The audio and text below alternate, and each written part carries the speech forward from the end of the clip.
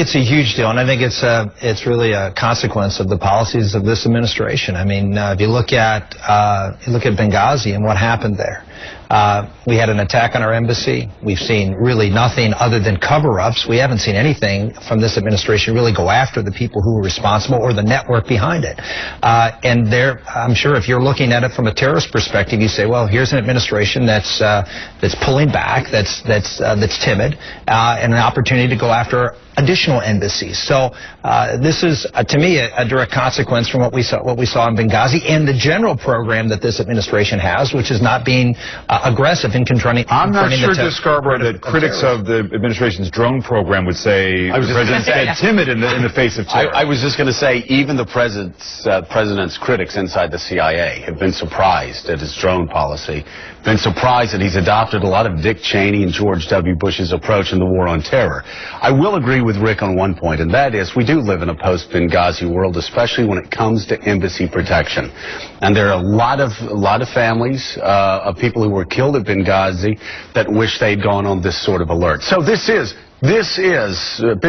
is the 800-pound elephant that nobody's speaking about on this matter.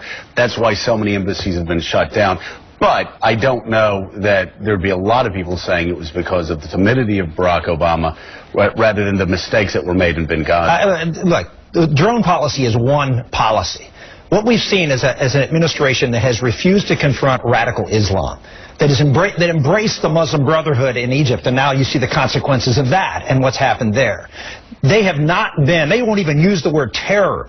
They have withdrawn politically from the engagement and fight. Yeah, sure, they're going after bad guys with drone programs, but that is not a comprehensive policy against radical Islam. We're doing more, though, really quickly, Rick, and I have not certainly, if you ever watch my show, I'm not in the business of defending Barack Obama, but if you talk to people in the intelligence community, they will tell you that Al-Qaeda is busted, it's broken, it's splintered. There's a reason right now that they're in Yemen, because they've been chased out of Afghanistan, they've been chased out of a lot of other countries.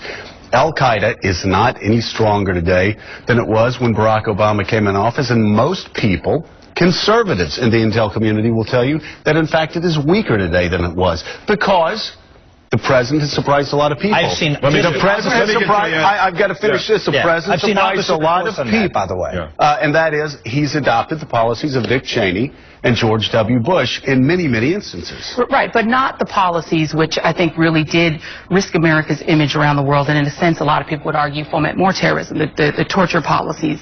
The president has rolled back the rhetorical bluster that we got used to during the previous administration, but has actually amped up in terms of going after Al-Qaeda directly. I don't think the administration that got Osama bin Laden, rhetorical bluster did not bring down Osama bin Laden, didn't get him. Actual intelligence and aggressive maneuvers inside of Pakistan did. And I don't think that the former dictators in Libya or in Egypt would think that this president has been weak.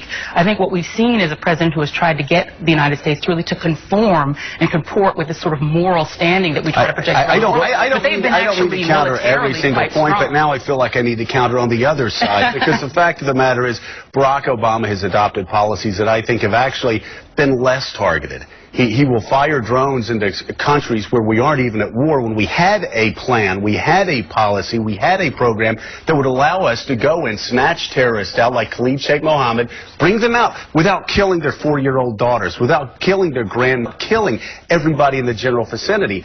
And I've got to say, nothing that he has done has made us comport to international standards more than under George W. Bush or Dick Cheney. In fact, you look at a lot of these countries, and America's approval ratings lower than they were when George W. Bush left office. I want to get to Andrea